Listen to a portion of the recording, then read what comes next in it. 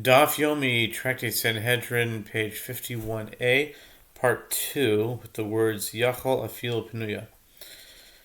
Ha Liznos Ksiv. The Brisa teaches one might have thought that even if she is unmarried and engages in promiscuous intercourse, she should be executed by burning.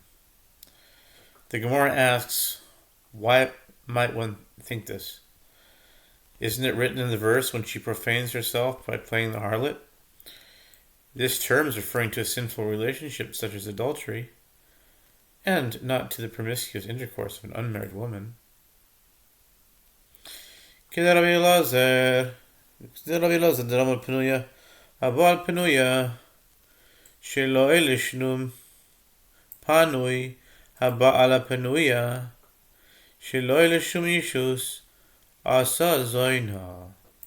The Gemara answers this. The statement of the Braita is in accordance with the opinion of Rabbi Elazar, who says, an unmarried man who engages in intercourse with an unmarried woman, not for the purpose of marriage, has rendered her a zona, meaning a woman who has engaged in intercourse with a man forbidden to her by the Torah. In the opinion of Rabbi Elazar, the term liznot is referring to any promiscuous intercourse. O eino omer aviho ela lahoitzi es kol adam ela mai niu shezinsu miavio mai iria bas kohen afilu bas Yisrael nami.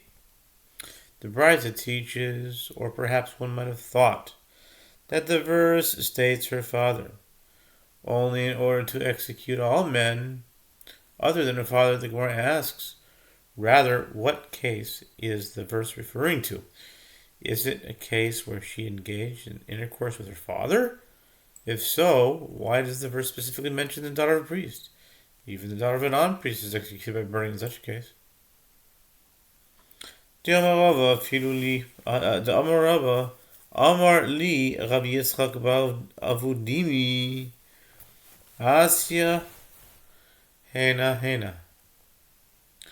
The Gemara answers that the prohibition and punishment of intercourse between a father and daughter are not stated explicitly in the Torah. Rather, they are derived by means of two verbal analogies.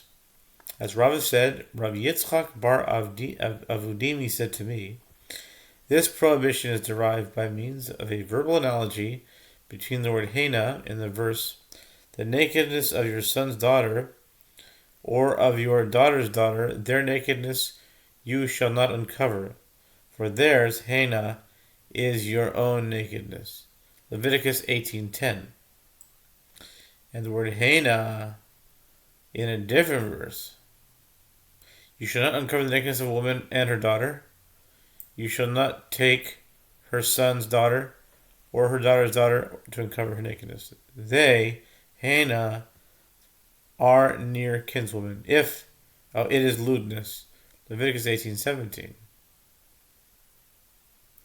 This verbal analogy indicates that just as it is prohibited to engage in intercourse with one's granddaughter and with one's wife's daughter or granddaughter, so too it is prohibited to engage in intercourse with one's daughter. Asya zima zimo. Furthermore, it is derived from a verbal analogy between the words lewdness, Leviticus 18:17, and the word lewdness in the verse, and if a man take with his wife also her mother, it is lewdness. They shall be burned with fire, both he and they. So that there shall be no lewdness among you. Leviticus 20:14. That one who engages in intercourse with his daughter or granddaughter is liable to be executed by burning. Since the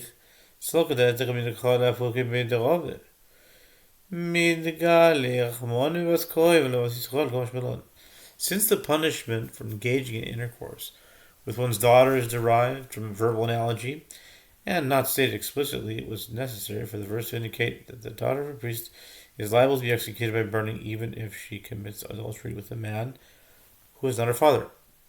Otherwise, it might enter your mind to say that the verse concerning the daughter of a priest is stated to exclude the statement of Chave in the following manner, from the fact that the verse will reveal this punishment, especially with regard to the daughter of a priest and not with regard to the daughter of a non-priest. It may be derived that the punishment of burning does not apply to the daughter of a non-priest.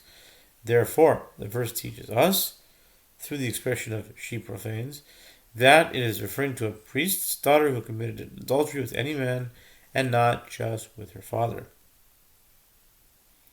Bas koyin ein li ela shinisis koyin. He says levi yisrael lechusi lechal lenosin v'lemam zimrayin tamid lo bas ish koyin af b'she'ena kohenes. The Bride teaches from the expression the daughter of a priest. I have a source only for the case of a priest's daughter who married a priest. From where is it derived that she is also liable to be executed by burning if she married a Levite? An Israelite is a Samaritan halal. The Gibeonite or Mamzer, the verse states, and the daughter of a priest, indicating that this halakha applies even if she is not now a priestess. Mishum de'ina sabadahu lahane labas kohen he vesumidi kohen kohen. The Gemara asks, because she married one of these men who are not priests, is she no longer the daughter of a priest? Why should her punishment be different in these cases? And furthermore, it is written a priestess who married a priest. The verse refers only to the status of her father, not that of her husband. So, the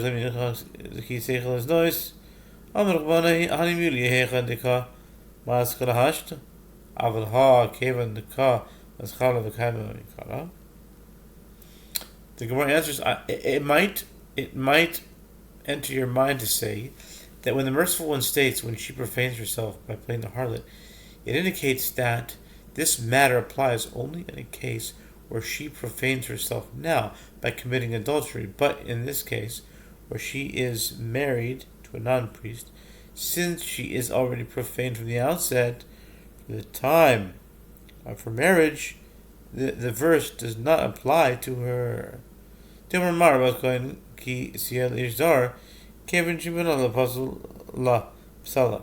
Gemara clarifies, if she is married to a man of flawed lineage, she is already profaned. As the Master said, it is derived from the verse, and if a priest's daughter be married to a non-priest, she shall not eat of that which is set apart from the sacred. Leviticus 22:12. That once she engaged in intercourse with one who is unfit for her, he has disqualified her from ever partaking of truma. V'levi Yisrael nami v'shava el beis avia k'ne'oreha michlal d'chi asya gabe lo achla. And if she is married to a Levite or an Israelite, she is also disqualified from partaking of truma for as long as they are married. As the verse states, but if a priest's daughter is a widow or divorced or has no child and returns to her father's house, as in her youth, she may eat of her father's bread. Leviticus 22:13. By inference, while she is with her non-priest husband, she does not partake of truma.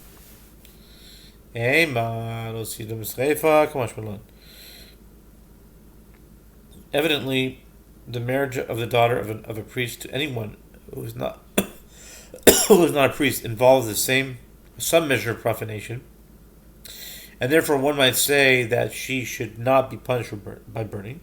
The punishment unique to the daughter of a priest, if she committed adultery. Therefore, the verse teaches us that the punishment of execution by burning applies to any daughter of a priest, regardless of the status of her husband.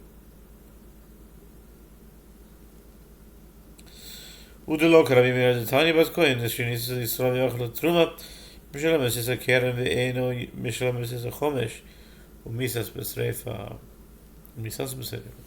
adds, and this Braita is not in accordance with the opinion of Rabbi Meir, as is taught in Braita with regard to a priest's daughter who married an Israelite and then unwittingly partook of truma. She pays the principal as she partook of truma to which she has no rights, but she does not pay the additional 1/5, the fine paid by a non-priest who partakes of Truma unwittingly. This is because she is not completely disqualified from the priesthood. If she were to be widowed or divorced without children, it would again be permitted for her to partake of Truma, and as benefits the daughter of a priest. If she commits adultery, her death by penalty is by burning. Rameir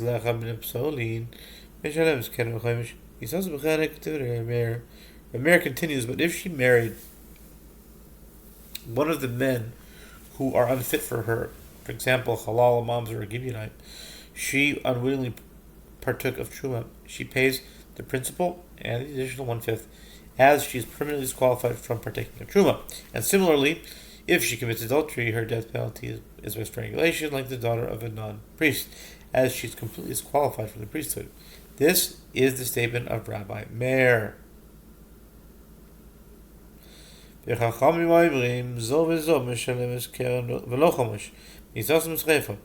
the rabbis say both this one who married an Israelite and that one who married a man of flawed lineage pay the principal and not the additional 5th, as they do not entirely forfeit their priesthood, and their death penalty is by burning in accordance with the above Braita.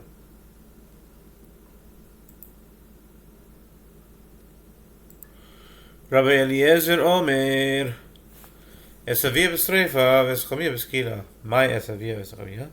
The Gemara continues its analysis of the Braisa, which teaches Rabbi Eliezer says if she is with her father, she is executed by burning, and if she is with her father-in-law, she is executed by stoning.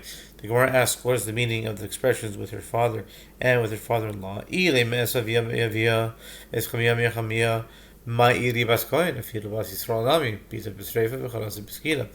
If we say that with her father means she engages in intercourse with her father, and with her father-in-law means she engages in intercourse with her father-in-law, why is this halacha stated specifically with regard to the daughter of a priest?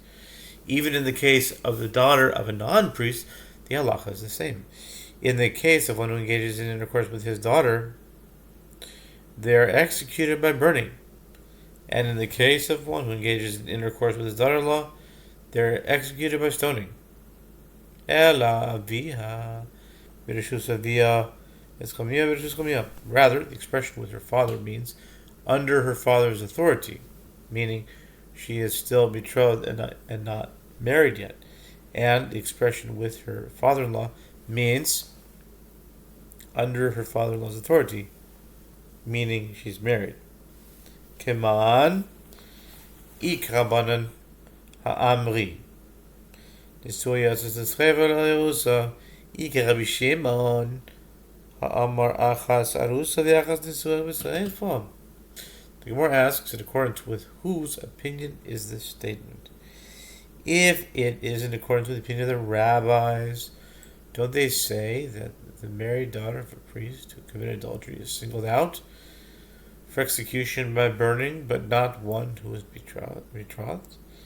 If it is in accordance with the opinion of Rabbi Shimon, doesn't he say that both the betrothed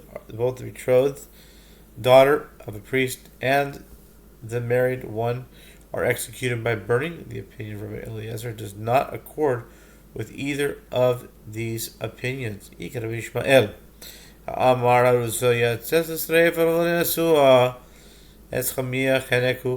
And if it is in accordance with the opinion of Rabbi Yishmael, see 51b, doesn't he say that only the betrothed daughter of a priest is singled out for execution by burning, but not one who is married? In his opinion, if the daughter of a priest is the daughter of a priest is under the authority of her father-in-law.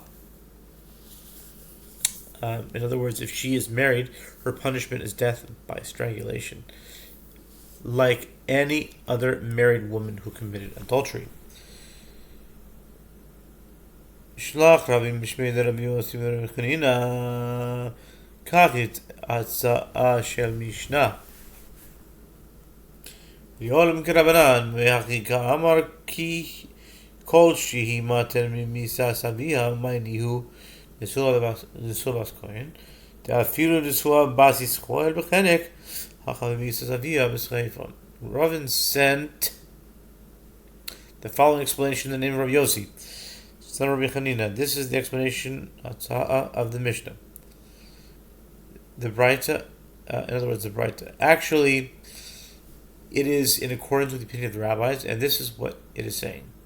With regard to any act of adultery whose punishment is less severe than the death penalty for the one who engages in intercourse with her father, here, in the case of the daughter of a priest, she receives the death penalty of one who engages in intercourse with her father, namely execution by burning. And what act of adultery carries a less severe punishment than intercourse with one's father? It is the case of the married daughter of a non-priest, as the married daughter of a non-priest who committed adultery is executed by strangulation.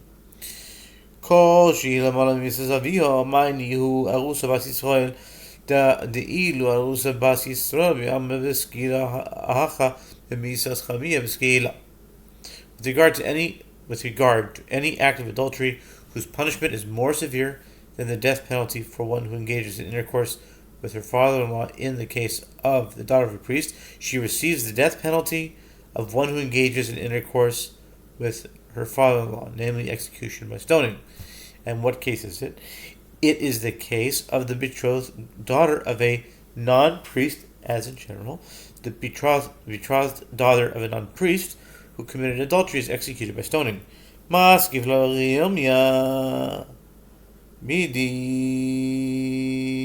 lemala katani ela Yirmiyah. Rabbi Yirmiyah objects to this explanation. Does the Braita teach the words more and less? These words, central to this interpretation, are not mentioned at all.